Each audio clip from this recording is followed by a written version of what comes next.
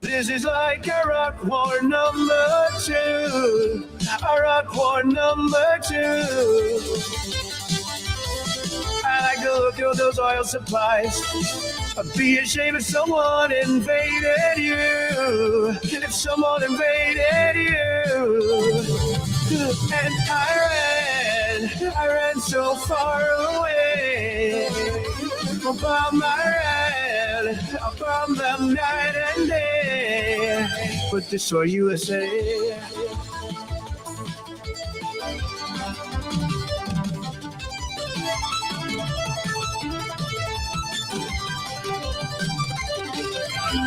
A drone appears above your head.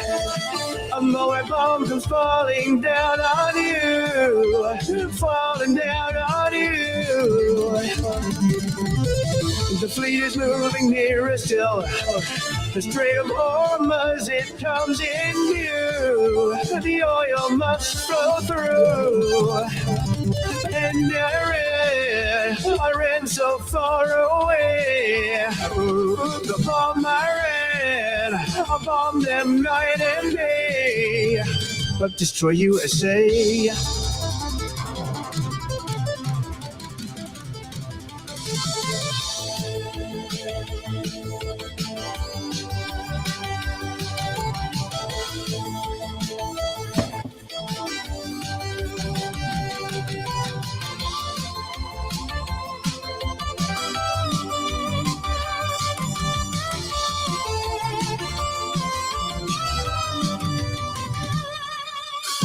A tiny hit hits a big red button.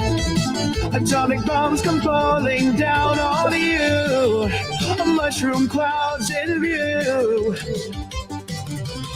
Send out a tweet to let you know. World War III, 'cause Israel told me to. All for Netanyahu. And I ran so far away. Oh, bomb them night and day. Oh, and I ran so far away. Oh, bomb them night and day. But destroy USA.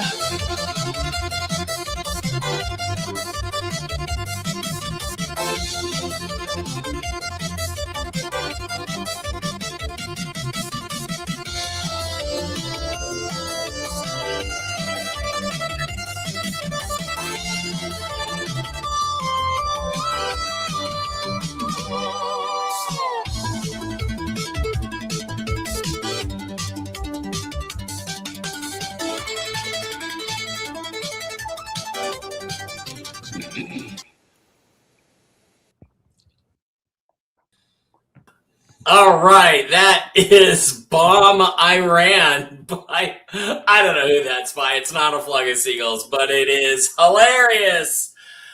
Welcome, everybody, to the show. This is Toxically Masculine Tuesday, Real News Live Toxically Masculine Tuesday. I am your host, Mike Bara, in Las Vegas, Nevada. Happy St. Patrick's Day to everyone who celebrates. I personally want to get this show over with so we can go on out and have a couple of, I don't know, beers that are as thick as tar, that kind of thing. I'm going to go hang out with a couple of friends. I'm wearing something green.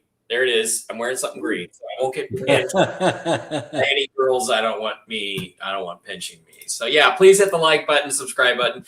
That's a funny video. It's funny though, because I think in reality, we're going to talk about this, that a lot of the things that are in that video, oh, I'm doing this for Yahoo, and the oil must flow through. I don't think that's what's really going on. It's a really interesting behind the scenes geopolitical warfare going on, I think, Brooks, between there's a lot of financial stuff. I started following this retarded astrologer named Starheel. She's from New York, and hope you got an OnlyFans, sweetie, because your predictions are not going to come true. But she's like, I've always seen myself as moving from the United States because I didn't want to move. I didn't want to live in a fallen empire. And she's telling everybody how this is all going to cause there is an empire falling. It's Britain. It's the British Empire, who switched from a military empire to a financial empire after World War II. And Trump is taking it down, I think, one piece at a time. So that's what we're going to be discussing tonight. Let's get started, though. However, in a little bit of breaking news, events continue to unfold in Iran. I woke up this morning to the news that the new sort of almost supreme leader of Iran, this one who is apparently not gay, was splattered into mincemeat overnight by, I'm not sure if it was Israel or the U.S., but his name is Ali Larijani, and he assumed room temperature this overnight. He was secretary of the Supreme National Security Council. Basically, people say they thought he was the guy in charge, and now he's gone, along with the commander of the Basij, Golza Mariza Soleimani, the Baj unit for the last 6 years. That's basically the Iranian SS who tortures and murders people. Took a significant part in the violent suppression during the protests in Iran, and commander at the rank SAR-tip equivalent to a brigadier general. So we took out a couple of more guys last night, but the real interesting news overnight was that somebody you've never heard of, named Joe Kent, submitted his resignation today, and people are acting like it's news. So let's go to his tweet and read his statement and then get into a little bit of reality here. Joe Kent said this morning, after much reflection, I've decided to resign from my position as director of the National Counterterrorism Center effective today. I cannot in good conscience support the ongoing war in Iran. Iran posed no imminent threat to our nation. Okay, it is clear that we started this war due to pressure from Israel and its powerful American lobby. It's an honor-serving blah, blah, blah, blah, blah. And there's his resignation letter. Well, guess what? It turns out that, some other people have been investigating Joe Kent for a long time. And some people knew about him all along. And Laura Loomer had some interesting things to say about it. She pointed out that the White House complained about Kent multiple times to her. He was told by senior White House staff last year that if he was caught leaking to Tucker Carlson again, he would be fired. He was also told he would be fired if he ever used his account to suggest private citizens were spies with zero evidence. And of course, Steve Bannon, who is also basically a Donald Trump traitor, weighed in himself today on his show, talking about how Joe Kent's dedication to his country is unparalleled. Coming from a guy like Joe Kent, you're going to have to investigate this. There should be an immediate investigation of the facts of what he's talking about. So once again, Bannon, who pretends to be Donald Trump's friend, is actually working to undermine his presidency, working with people like Jeffrey Epstein and trying to stop Trump's agenda, which we will have a discussion about in a minute. Let's watch this little short 3-4 minute clip here from the Bannon War Room. The head of the National Counterterrorism Center, Joe Kent, announced just hours ago that he is resigning immediately over the war in Iran. And we just heard from the president, who essentially dismissed it. What's so striking here is that Kent is an ultra-Trump loyalist, someone who supported the president through all three of his campaigns. But now, as someone who knows the threats the U.S. faces, perhaps more than almost anyone, is saying straight out that the president was duped by a misinformation campaign and that Iran posed no imminent threat to our nation. Well, I read his statement. I always thought he was a nice guy, but I always thought he was weak on security, very weak on security. I didn't know him well, but I thought he seemed like a pretty nice guy. But when I read his statement, I realized that it's a good thing that he's out, because he said that Iran was not a threat. Iran was a threat. Every country realized what a threat Iran was. The question is whether or not they wanted to do something about it. In a letter to the president that he released online, Kent wrote, quote, "It's clear that we started this war due to pressure from Israel and its powerful American lobby." His final message, clear, quote, "As a veteran who was deployed to combat 11 times and as a Gold Star husband who lost my beloved wife Shannon in a war manufactured by Israel, I cannot support sending the next generation off to fight and die in a war that serves no benefit to the American people." This is just the latest sign of a massive split inside Trump's base over the war, and it comes as the U.S. grapples with the limits of its military dominance. Now, there's some confusion about about how Joe wrote that letter, but how it was delivered. And the understanding now, it's been out that he met with the vice president. He and Tulsi Gabbard together met with the vice president on Monday. And the vice president recommended he go see the chief of staff and the president, which I think in this situation would have been quite appropriate, given Joe Kent is a guy that's highly revered. Like I said, the chief warrant officer Kent was 11 combat tours, valor and courage and dedication to country beyond question. His wife, his beloved wife, died, I think, in the Syrian operation, leaving him as a widower with two young boys. So Joe Kent's dedication to his country is unparalleled. In this letter, being as controversial as it is, with the content that it has, I think it would have been very appropriate, maybe for the vice president to get him to the chief of staff and get him to the president of the United States so that he could share with the president why he was considering resigning. In fact, why he had drafted a letter. I think that would have been very important. And now this is going to get played out, obviously, in the media. But the charges are coming from a guy like Joe Kent. To me, you're going to have to investigate this. There should be an immediate investigation of the facts of what he's talking about. These are the type of things we can't kick down the road anymore. And I've had many, many questions about the 12-day war and about this whole imminent threat, exactly what's there and why things have to go at the time. As I've also said, hey, now you're in it.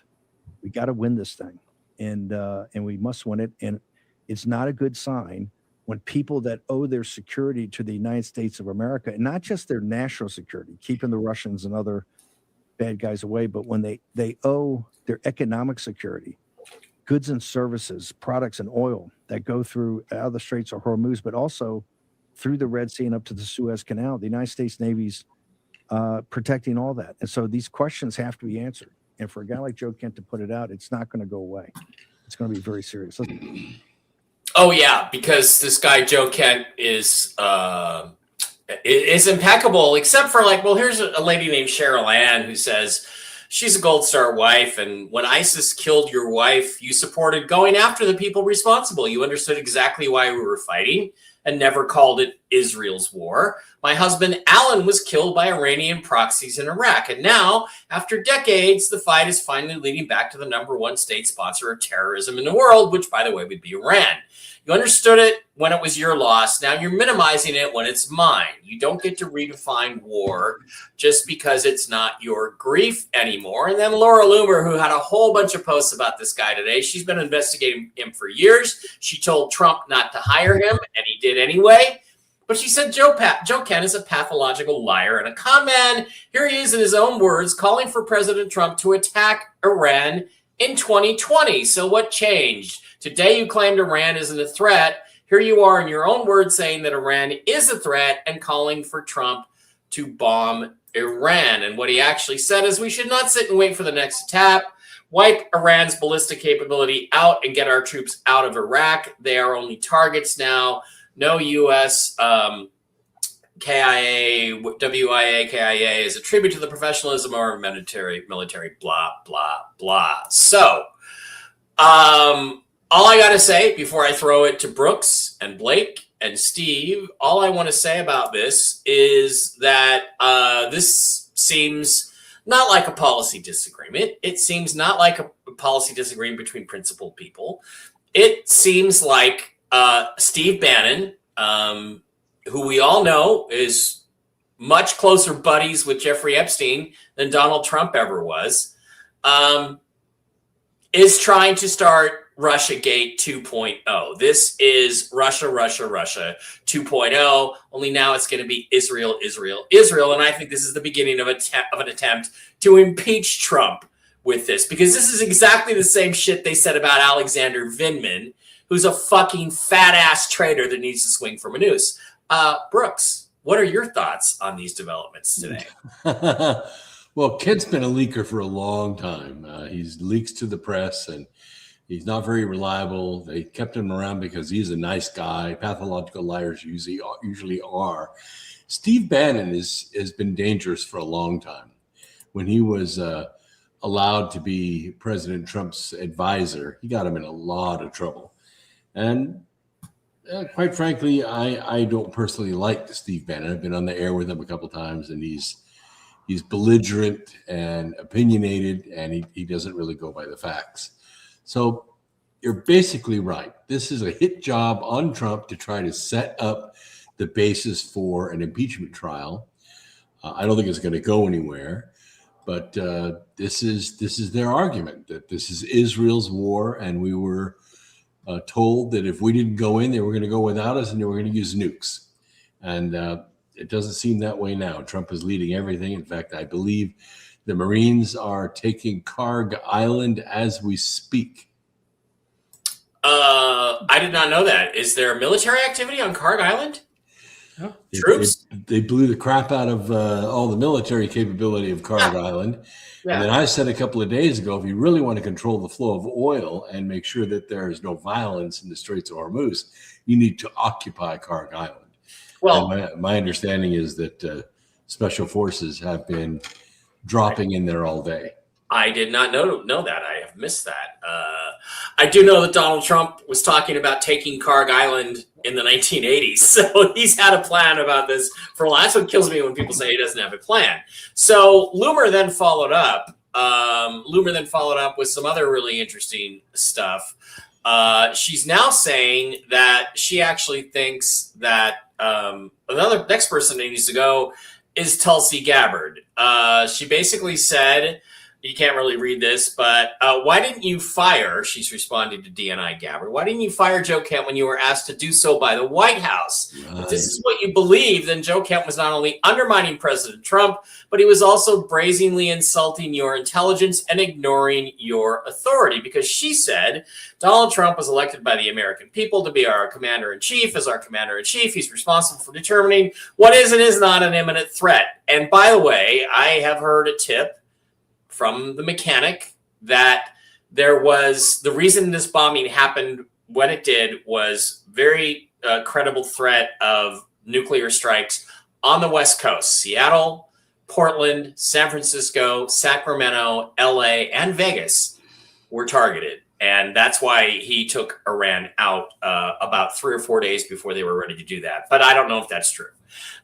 Anyway, the Officer Director of National Intelligence is responsible, and she's basically saying what Loomer is saying is, why didn't you fire him when he was asked to do so by the White House? She didn't fire him. They let him resign and let him go out on a shield and look like the good guy. And she also posted later, as I said earlier, this is all part of the plan. Tulsi Gabbard may have to resign next. It's a full-blown coordinated assault on President Trump. This is why Joe Kent is already scheduled to appear on Tucker Carlson's show. Oh my God. Everything's kind of lining up here for a political coup, Blake. Am I wrong? I'm not sure if I'm going to totally be on board with all of that, as much as I love you and Dr. Brooks. Mm-hmm. Joe Kent was a day ago was a great patriot veteran, and now he's he wrote this letter, and now he was weak. He's a leaker. I think they would, if they knew that for that long, they should have gotten rid of him a long time ago. I think it's damage control. I think Loomer is absolutely crazy and unhinged. I can't really take her seriously like I used to. I think she is extremely talented, but she's, I don't really consider her a journalist now. She's just a mercenary with journalist skills, and she's obsessed with Tucker Carlson. I think she tweets about him like 10 times a day. I think he's very reasonable. I like his interviews. So I don't know if I'm totally on board with all that. Now, all of a sudden, Mark Levin is now the face of MAGA. So I'm not really sure what to think anymore. I am not a fan of this war. I wish he had never gotten involved in it.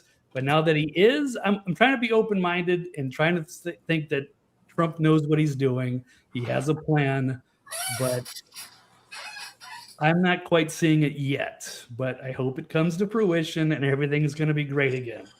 We shall see.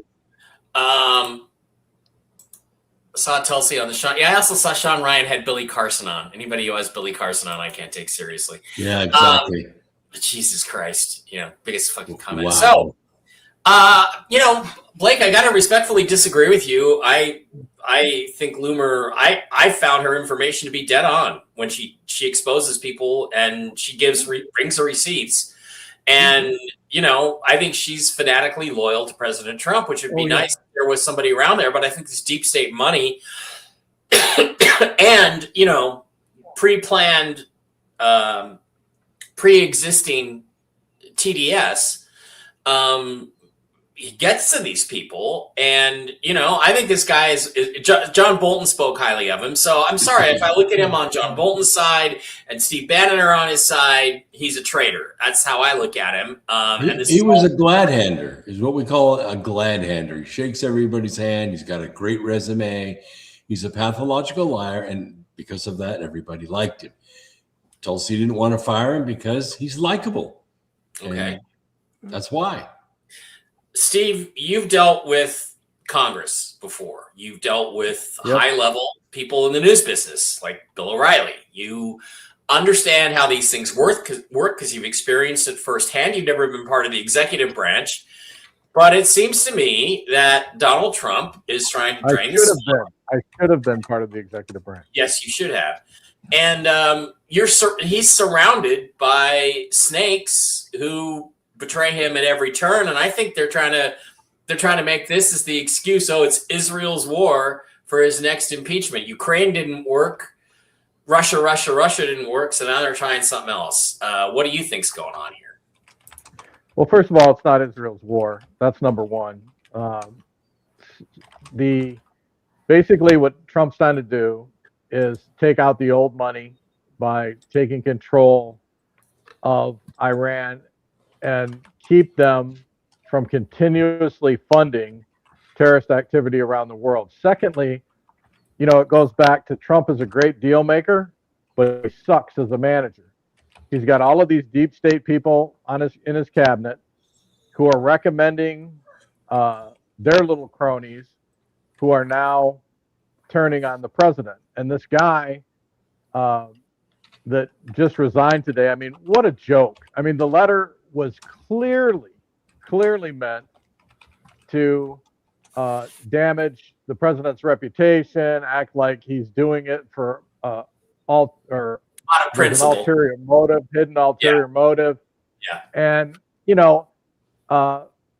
it's all nonsense. I mean, it's 100% nonsense. And then that guy comes out and says, "Oh, this needs to be investigated." Blah blah blah. He's just another political hack that should have never been hired in the first place. Yep. And he should have never been appointed. And again, Trump is relying on deep state people that he has in his cabinet to give him recommendations. And after a short period of time, they turn on him and use whatever little information they have or what information they can get their hands on to go for his throat. The smartest thing he could do is replace all those people with good, solid Americans who understand the situation. And, they don't have to agree with them. I mean, the people in these different positions don't have to agree with them, but there's a way to go about doing what it is that needs to be done. And doing nonsense like this is just, I mean, it's just But all these grandstanding. That's all it is. all these people were put here by Susie Wiles, his chief of staff. Why did he hire a deep state compromised rhino? That's what I said. His Why? chief of staff. And the thing is, look, Laura Loomer has vetted all these people. Say what you want or not, she knows all these people. She's written about them over and over and over again. Every single person who has stabbed Trump in the back, she's tried to tell him about. Why don't you just hire her to do the hiring at the White House? Mr. President, I don't get what's going on. And, Kathy says, I believe Trump likes, keep your friends close and your enemies closer. It brings out their true agendas. But this has been going on now for 6 or 8 years. I mean, if I was the president, when I took over, When I during his last administration. Fire everyone. It was within my power to fire at every level of government, in every department, all the U.S. attorneys, all the bureaucrats, and even the people I legally wasn't sure I could fire. I'd fire all of them too and clear out like the top 50,000 people in the U.S. government and bring in my own people. That's what I would have done. Maybe Trump. But this is what happened during his last administration. Yep. And you would have thought that he would have learned his lesson the last time. Yeah. But he didn't.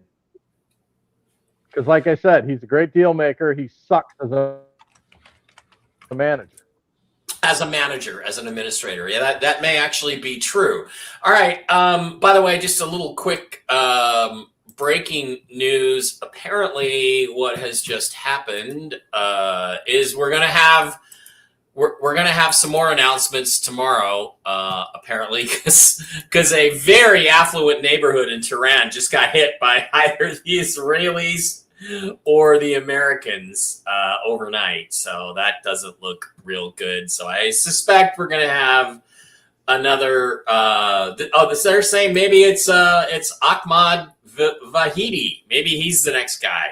But they're finding him. They're killing him. They're getting rid of him. Now, I want to go to another thing about this Karg Island. You brought this up, and I don't want to spend a lot of time on Promethean Actions videos. They go on for about 12 minutes, but I want to play a little segment of this because Karg Island is something Trump has had his eye on for a long time, and it's really interesting when we did bomb it, and I don't know, Brooks, where you're getting the information that we got special forces on the ground there, but we took out the military targets, not the oil infrastructure, because he apparently wants to preserve that. Let's just kind of catch up a little bit on what our friends over at Promethean Action have to say about it. Last night, President Trump announced that U.S. forces had bombed Karg Island, the heart of Iran's oil industry. He said the U.S. destroyed military targets, not infrastructure needed to keep the oil industry running. Here's his post. Moments ago, at my direction, the United States Central Command executed one of the most powerful bombing raids in the history of the Middle East and totally obliterated every military target in Iran's crown jewel, Karg Island. For reasons of decency, I have chosen not to wipe out the oil infrastructure on the island. Notice what he didn't bomb. That's not instinct, that's a plan. This morning's press and social media are full of anonymous sources saying what we've heard all week long. Trump has no plan. He's acting on instinct only. Now there will be boots on the ground and out of control oil prices. The Wall Street Journal leads with Trump knew the risk of blocking the Strait of Hormuz. He went to war anyway. Their article warns of stagflation, a quagmire, catastrophic economic consequences, as if Trump didn't already know them. They're all wrong. Trump didn't start preparing for this war 2 weeks ago. His ultimate goal, and nobody in the press will discuss it, is the complete demolition of a 50-year financial empire built on oil, terrorism, and manufacturing crisis. The people screaming loudest that America is losing, they're the ones profiting from the old petrodollar economy that Donald Trump is methodically replacing. Okay, so I literally agree with all that. And I don't think this is Israel's war. I think Trump got actionable intelligence about Iran's nuclear program. It doesn't seem haphazard. I've heard that they plan to go around this time for quite a while when they realized they were rebuilding. And this time they're going to stick with it until the Iranian regime is gone. So, Blake, I know you don't necessarily agree with that policy. I do. I know a lot of Persian people, and I think they're great, and I would like to have them to have their country back. So I want to throw this to you, and I'm going to challenge you a little bit, even though I still love Blake. I want everybody to know that. All good. What would be sufficient reason to go to war, and with who? Who is a bad enough actor out there on the world stage that you would say, we can take these people out, we should take them out and get rid of them off the face of the earth? If not Iran, then who? I don't know if there's any particular country or group that they need to go after it at this point, I guess. I know that Iran is always been sort of a threat, but to me, it seemed like a couple weeks ago, it was Marco Rubio admitting that this was an Israel thing, that Bibi was going to go make an offensive maneuver, and they wanted to get involved because they thought there was going to be retaliation as well. So they went along with this preemptive attack. So it felt like we were getting dragged in, and, Bibi Netanyahu's been talking about Iran for like 30, 40 years. So they're always 2 weeks away from a nuclear weapon. So there are some videos. Yeah, they're 2 months away from a nuclear weapon for like the last 40 years. That's true. Yeah. Right. So I didn't think this was the right time, but now we're in it. And I thought that maybe this was going to be Venezuela 2.0, and this would be a quick solution. The people would rise up, but that hasn't happened. So things have been sideways on this. The difference is that of course we were able to go into Venezuela because it was local and it was smaller, and just take out Maduro and the people we wanted to take out, and there was a replacement government already on site ready to take over. We don't have that in Iran, so it's going to take a little longer. But this is shouldn't we, Brooks? Should we look at the success of the Venezuelan operation and say, well, I think we're on the same track here, and we just got to be patient? Or do you think things are going disastrously for the U.S.? I read today that we were out of missiles. We were out of ammo. We don't have any ammo left. I'm like, yeah, I'm sure the U.S. has run out of ammo. Sure. Well, both of these are very big deals. Going after Venezuela was multi-layered. It wasn't just Maduro. It was also the attack on our election infrastructure. It was the tie-in between the Venezuelan oil and China getting a discount on that oil, and Cuba. So there was a lot going on there, and they figured if they could take Maduro out and cut the head of the snake off, that they could get control of that situation. They still don't have total control of it, but it's better than it was. Iran is a little bit different in that we're not really just talking about Iran. We're talking about China, we're talking about Japan, and we're talking about Britain. All of them are tied into Iran. Iran's not just the bad actor. They're tied in because all of the British insurance controls the Straits of Hormuz. They're tied in because China buys about 80% of the oil that Iran makes. Japan also buys a tremendous amount of oil from them. And it's in their best interest to see the Straits of Hormuz remain open. Well, Iran doing what it's been doing and then immediately going out and bombing all of its neighbors has stopped things flowing through the Straits of Hormuz. I think China has like 60 days, and they have to start turning lights off. So Trump has to do something to stabilize the Straits of Hormuz. And I think they're doing the right thing by taking control of Karg Island. Okay, but I hear you, but does he really have to take control? Are we sure that this is really what he wants? Because it's not going to be him. It's going to be a multinational group. China may be involved. Japan may be involved. Unfortunately, Britain may be involved. There's going to be a multinational group that actually manages Karg Island, but the military part is all U.S. Okay, so what's happened is only 1 or 2 ships have gotten through the Strait of Hormuz, and that's the thing. In the song, it's like the oil must flow through, but how much of? And they're now having to take the long way around to pick up the Saudi oil. The Saudis are now pumping it to the other coast in the Suez Canal where things are safe.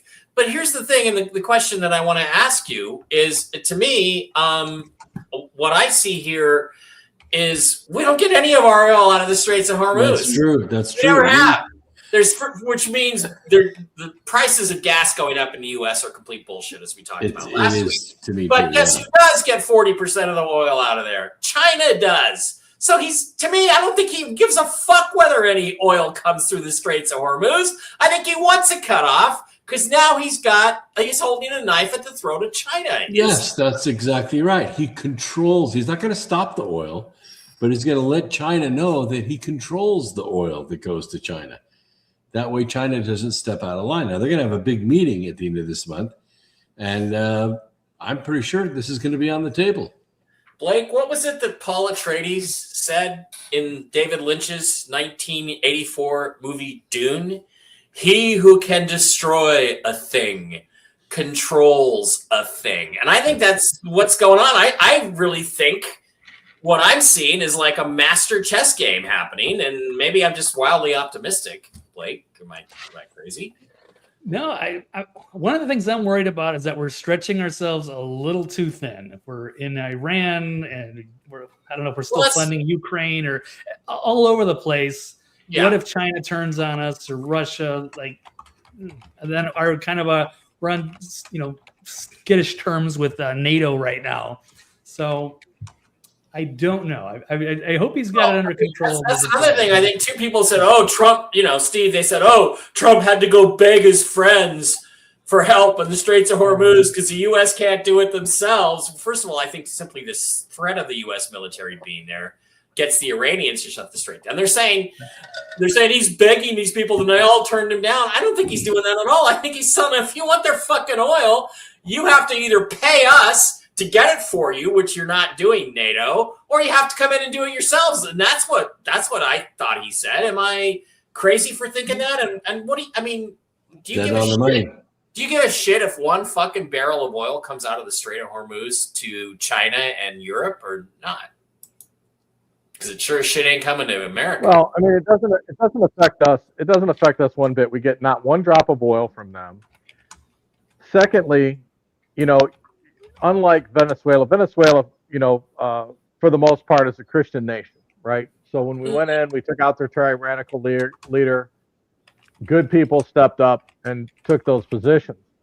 When you're dealing with Muslims, I mean, they are going to fight hammer and tong to the last man and continuously attack until they can't attack anymore. So the biggest problem that we have, and by the way, we're not going to run out of munitions.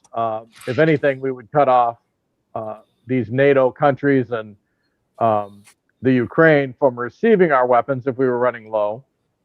We'd keep them for ourselves. But we don't need NATO to do anything. We don't need these other countries to do anything.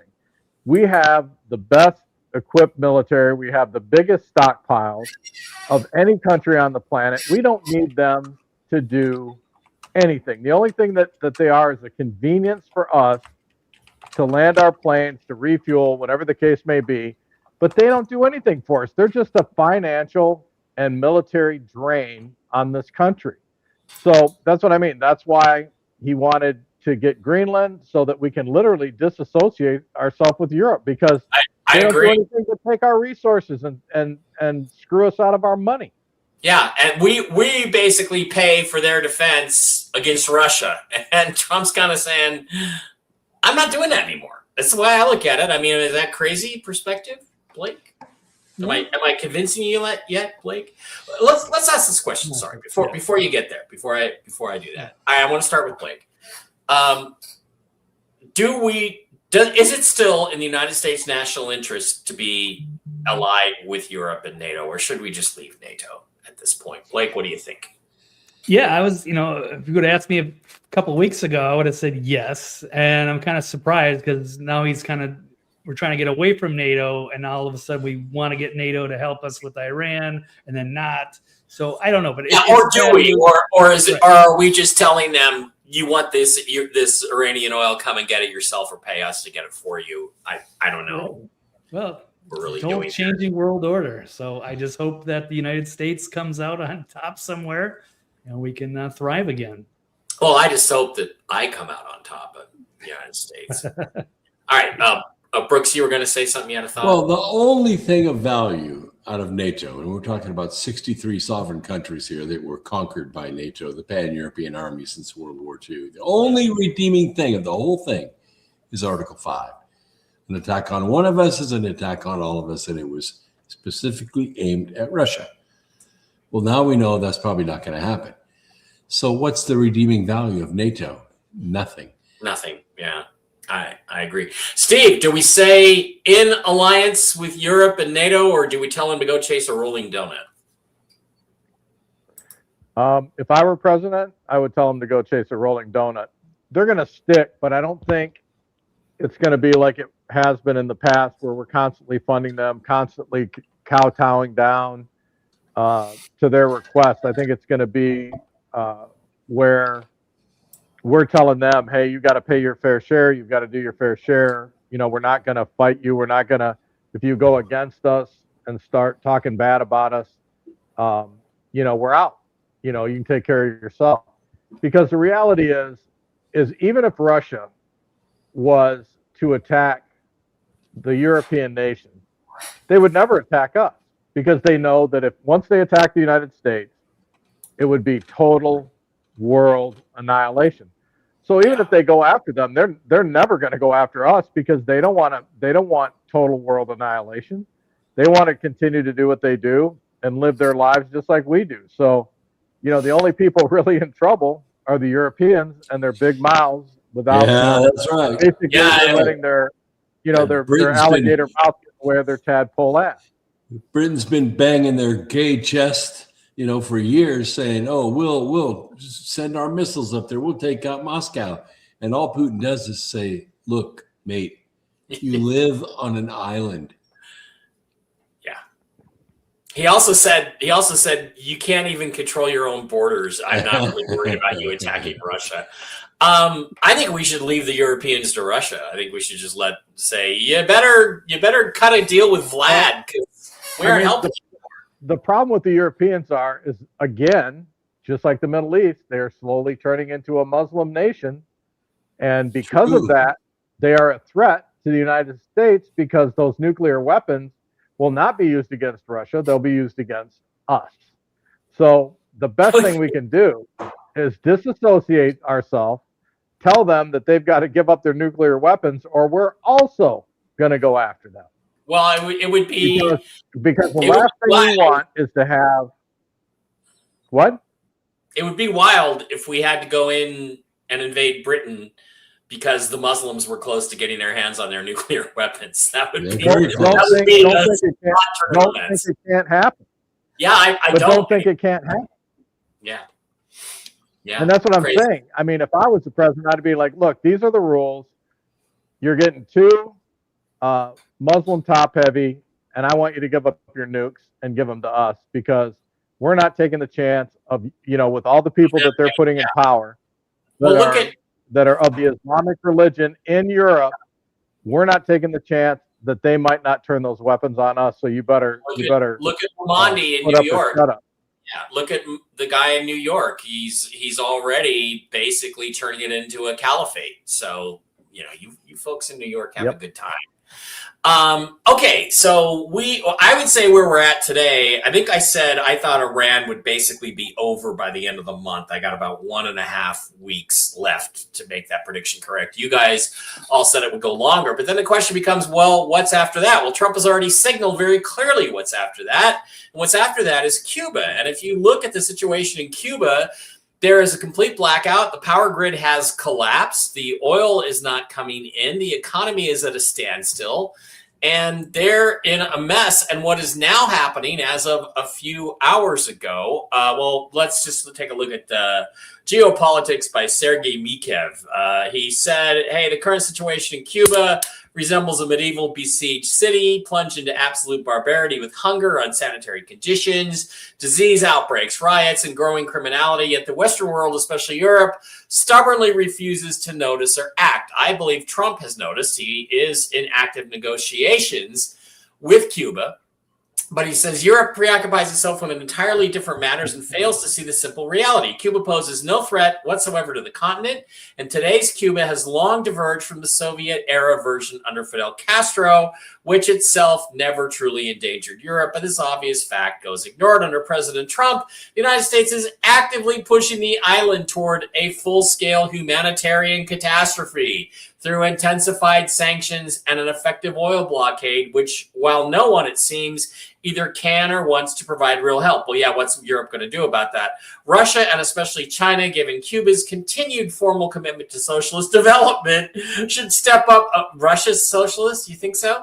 Should step up more decisively, show genuine solidarity, take a clearer public stance, and insist on organizing meaningful humanitarian assistance while actively seeking channels to deliver it. And guys, what I think about this commentary is that Trump is doing the same thing in Cuba that he's doing in Iran, which is he's creating conditions. He's cutting off the oil coming out of Iran to get it so China and Russia can't help.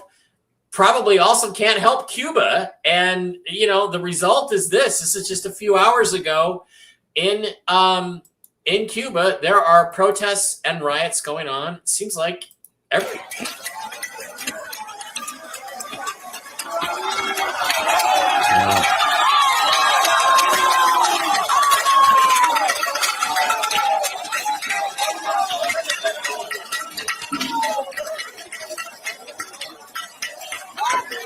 Okay, so things are not going well in Cuba for the Cubans. Steve, do you think that Cuba represents the national interest of the United States? I do. I want to get rid of that festering zit on the ass of the U.S. that's been there for 70 years, 60 years. I mean, Russia. Is it worth? We're apparently trying to bring down the government, and the government is apparently negotiating with Marco Rubio. Is this worth getting involved in Cuba too?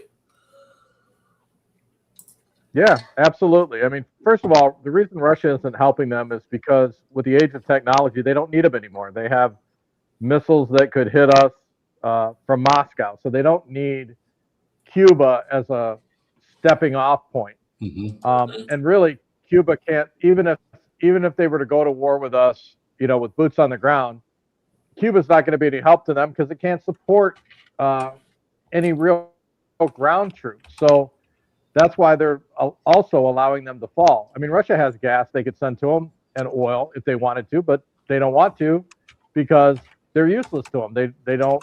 There's no return on their investment. But for us to take it over, the good thing is that in a very short period of time, you know, tourism will come back. Their island will make billions of dollars off tourism and export of their cigars and sugar and that type of thing, where if we don't go in, they're just going to absolutely collapse and it's going to be another Haiti. Yeah, we don't want another Haiti. And Cuba has everything it needs to be one of the richest countries in the Western Hemisphere. Blake, what about you? I mean, are you in favor of the policy trying to force the Cuban government from power and bring in democracy and capitalism, or would you support military action if necessary? Cuba is not being belligerent, at least so far. What do you think? Right. I don't know about bringing the military, and I don't know if that's our issue, but if we could help bring down the government in some way, because I know the people would welcome that. They would be free from the tyranny. They would be, embrace us as the liberators. Get a different result than we have in Iran, I would think. So I don't know. I'm kind of surprised we haven't done it so already. I know Fidel Castro actually had everything under control, but without him, I guess maybe it's just kind of been under the radar for a while. But yeah, I guess it's a time and it's right in our backyard. So if it's not a huge inconvenience, should be an easy one there. So Brooks, I also completely forgot to mention, I wanted to do this earlier, that, there were reports this week of first 2,500 U.S. troops getting ready to go on the ground in Iran, and then later 5,000. And so everyone's like, oh, see, it's a ground war. I think you're probably right. Those are your special forces. Karg Island. Karg Island is Karg Island. It's not really Iran. It kind of is, but it's not the same thing as getting involved in a ground war. True. In Iran. I also hear reports, I don't know if these are true, that they're getting that the protesters in Iran, the Persians, are getting their hands on guns now. Is that true? Yes, it is true. Some are being shipped in. As far as Cuba, we don't need military because it's not a military issue there now. It's an economic issue. They need newer cars, new tractors. They need electricity. They need a cell phone system set back up again. America could provide all of that. And the government is already in negotiations for that to happen. I think if they could put it on the same par as Puerto Rico, they would be fine. They would do just fine. Well, Puerto Rico, I have a friend who lives there, and it's a beautiful place, and it has a lot of, but there's the economic development just isn't there, and it's not a very, it's still not a very, it's almost a third world country. It's really not. It's because of all the corruption. Yeah, right. Even when we send food there, it's a democratic state. Whatever we send, they steal. Yeah, they don't even when we did send food there, really they just. The best thing for Cuba? Is that really the best thing for Cuba? If we run it like we run Puerto Rico, it's just going to stay. The conditions are going to improve to a second world country, but it's just going to stay the same, isn't it? It's because we relied on the local governor there. And what happened is when we did send food over there after the storm, they put it in warehouses and hoarded it and let the people starve. I know. So here's what I want. Sorry, go ahead, when you have Steve. people who grew up their whole life crapping on their feet, they don't change overnight. It takes a while. Yeah. I mean, what I want is for the Cuban Americans in Florida to go back and reestablish their country and run the country and then eventually move to a democracy once they have some semblance of law and order there. But see there again, I mean, we have to establish, just like in Puerto Rico, we need to establish it. We need to stop sending them unlimited dollars that they don't have to account for. So the only way these things are going to change is if we actually put people in place and we say, hey, we're going to buy, put in new cell phone towers. Not only do the towers go in, but there's no corruption involved with it. If we're going to send food, that we know that the food's going to be distributed. Prosecuting someone 6 months later doesn't feed people. We got to have people on the ground in place that make sure that stuff is distributed, and not locals. People from the United States who monitor. If they start to screw up, they immediately, stop the flow of whatever it is that's going in there and say, look, we're not putting up with this corruption. If you want to continue, these people we need to get them out of here, because all they're doing is screwing up the rest of the people. Right. Okay. So, got just a few minutes left here, and then I got to go out and drink. That's common sense. That's common sense. The government doesn't use common sense. Yeah.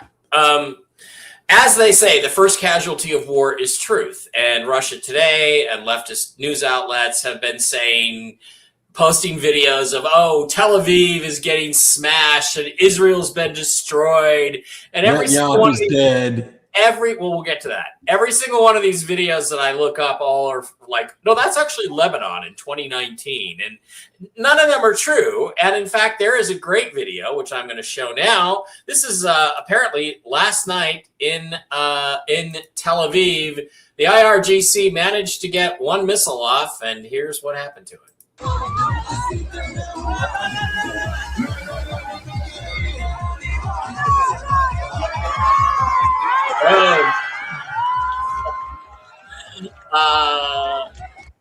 So everybody's partying on the rooftops and having a good time watching the missiles be intercepted. But it leads to another thing, which is that the other rumor that's been out there is that Benjamin Netanyahu is actually dead. And I'm going to cut to a quick video. We're going to just show a little bit of this where people are trying to say he's dead, and I want to get everybody's opinions on this. I'm not sure that would be a bad thing, but let's watch a little bit and see what we think. And he's missed every Israeli Security Council war briefing so far, all of them. Yet in his 12-day war, he was at every single one. He was live every day. Now, let me show you what the leader, Ali of Iran, one of the Iranian commanders that they told us was dead, is alive. You want to know how he's doing it? He's going live in a press briefing room, surrounded by everybody. Surrounded by a bunch of people. Like that type of video with 20 different moving people and all those hands that magically pop up in fingers with AI, it would all be done. it would be so easy to detect if that Iranian video is fake. That's what a real video looks like. That's what a live person looks like. This bullshit, whoever that version of Netanyahu is, like that don't even look like the dude, right? Looks like Like that does not look like Netanyahu. When you see the side-by-sides of his previous videos, the nose doesn't match, the pockets, the waist, the size of his stomach, like that's not Netanyahu. And look at the shoes that he got on. What is he wearing? Some Nikes with his suit? Netanyahu's got some Nikes on, baby. He's stomping in my Air Force Ones over here. Okay. So apparently the argument is because he's wearing Nike tennis shoes, he's dead. Again, you can fake crappy videos too. I don't know, Steve. Do you think Netanyahu's dead? No. I don't know the details of the claim. No. Brooks, do you think? No, he's alive. They tried to foist that story on me. They said I was dead. I had to do a proof of life. I mean, trust me, celebrities are plagued by this kind of hoax all the time. Okay. I mean, let's face it. We know you're not real. You're just an AI image. It's true. Of course. I don't know if I'm artificially intelligent or just intelligent. Just intelligent. Blake, is Benjamin Netanyahu dead? What do you think? What do you make of these rumors? I think it's more just disinformation, like, oh, Israel's been destroyed. I had to tell some people in my chat on Telegram, just knock it off. These are old videos. Check the videos before you post them. So, I mean, go ahead. But what do you think? No. You think Bibi's dead or is he alive? Well, you're absolutely right that there's a lot of fake videos going around. So they're saying, that the Iron Dome is not infallible. There are some ballistic missiles that are getting through. There is damage. They're taking a beating more than they would have thought. But a lot of the stuff is totally fake. And some of it is propaganda. Now, as far as Bibi goes, I'm like about at least 50-50 convinced that he's either dead or incapacitated. Now, the first 3 videos that they put out were AI. The first one was the most obvious, where he's got like 6 fingers and all the extra teeth.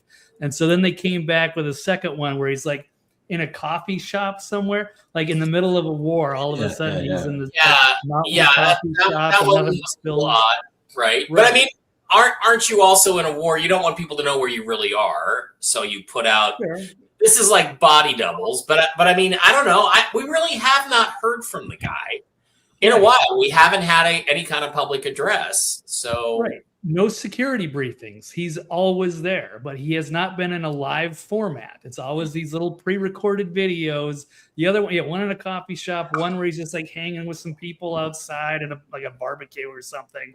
Yeah. So something is up. So until we see him actually make an appearance on TV or with the Security Council, they just show like little pictures. Something is off, which means I suspect that he could be at least incapacitated. Well, until I see more. I don't believe that. I mean, anytime that you're under attack, he's obviously the number one target. So they're going to move him around. They're going to keep him in safe locations. I mean, it's just standard security procedure when you're under constant daily attack, both by missiles and potential suicide bombers, etc. They're not going to put him out there to get killed.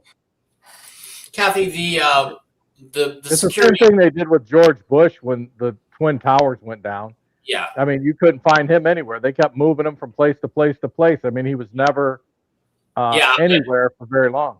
But I would like to see him give a televised address that was clearly not AI. Kathy, the reason they wear the masks is because they don't want to be identified and targeted or have their families targeted. That's why they would wear masks in a video in that situation. Okay, one more thing, and then we're going to get out of here. It turns out that there is more evidence of election fraud than we actually thought. And Glenn Beck lays it out very, very succinctly. Let's get over to him and listen to him for a second and then comment on that. U.S. intelligence knew something explosive. China had gained access to American voter registration data across multiple states, not ballots, but names, addresses, driver's license, partial social security numbers. Think of this, how dangerous this is. They have your name, address, driver's license, and social security number. Do you know what could be done by fraud alone? This is the kind of data you don't need to change a vote. You need it to influence vote, to impersonate, to target, manipulate. And they didn't just take it, they analyzed it. China took it, they studied it, they mapped American voters like a battlefield. When you have this kind of information, they can influence what you read, what you see all the time. Here's the part that's really frustrating. Our government knew this in 2020. There were clear intelligence reports that we're just finding out now. In 2026, there were briefings. There was even a presidential daily briefing that talked about it. Congress wasn't told. The American people weren't told. And according to whistleblowers now, even the president of the United States wasn't fully informed, but I don't think that guy knew his shoes were on at times. The reports were blocked, they were buried, they were hidden. And at the same time, you were told something very different. You were told this election is the most secure in history. There is no real foreign interference to worry about, so don't question it. How is that possible? How is that possible? China is harvesting voter data. Chinese-linked groups are running influence campaigns. Okay, so all right, we know this, Glenn, and Mike wants to go have some beer that's as thick as tar. So, question here. Assuming this is true, and we all know it's true, is interfering in our elections an act of war? And Blake, are you willing to go to war with China over it? Not right now. I think we're spread too thin. That would be a disaster, but we could certainly expose it. If that's all true, that should be sent to the whole world, should know about it. That could be an act of war. It should be, but that's not ready to go to that level. I think exposing it would be bad enough. And it would be bad for the whole world to see, China doing that. And we have to reevaluate a lot of things. But yeah, the election system is messed up. And that was one of the worst things they ever said, was that this was the most safe and secure election ever, when we all knew there were all kinds of problems with that. Yeah, if it was actually safe and secure, Trump would have won in a massive landslide. Steve, go ahead and answer that question. The first question, is this an act of war? Is China, do you want to go to war with China over it? I don't believe it's an act of war. I think it's incompetence on the part of the United States that they didn't act and put their finger in the dike and stop it. But what I say is cut off every natural resource that is headed their way and make their lives miserable by not giving them what they need to run their country. Just cut them off of everything. Kind of seems like what we're doing with the Strait of Hormuz there. The other question I have for you about this is, what should happen to any American who was collaborating with them on this? They need to be publicly hung for treason. Blake, what's up? What's your take on this whole thing? Is it worth going to war with China over this? I mean, Brooks, yeah. Sorry. Well, no. I mean, I've been talking about this for a long time. I was on national radio even, and they asked me the same question. Well, what are you going to do? Go bomb China? No. You evict all of the Chinese nationals that are in this country. Yep. You send them home. And the other thing you do is you pass in some form the Emergency Election Infrastructure Act. No mail-in ballots at all, anywhere. If you don't vote in person with ID, your vote doesn't count. All right. And that is going to do it. It was an Iran-heavy show tonight. I still got my fingers crossed this is going to be done in the next 2 weeks. Anybody have any final thoughts before we head on out for another Tuesday? I also hope it's done in 2 weeks. Yeah, be nice. Not going to be. It's going to drone on for a long time because of who they're fighting. And my final thought would be is that we love everybody who watches the show, and we don't say that often enough, but we really appreciate everybody who tunes in every week, except when Mike's being gay and doesn't show up. Well, it happens once in a while. I showed up tonight, bitch. But What we appreciate all of you coming and watching and sharing and do everything that you do that makes it worthwhile to be on here. And thank you for all the mail we get. We appreciate that very much. Yep. Yeah. And just to prove it, that Mike drinks up all the money that you give. What's he doing? I can't wait to get out and get to the bar and drink thick green beer. There you go. That's where I'm headed. All right. Thank you guys for being here. I will be back tomorrow with Jen on Tell the Truth Wednesday. We'll have a good show tomorrow. I think I won't be too hungover. And I will be in Los Angeles this weekend at the LAX Sonesta Hotel at the Alien event health thing there all weekend, Friday, Saturday, and Sunday. So show up, enjoy it, have a good time. I will see you there if you want to come out and say hi. Love you guys. Have a great Tuesday. Happy St. Patrick's Day. Bye-bye.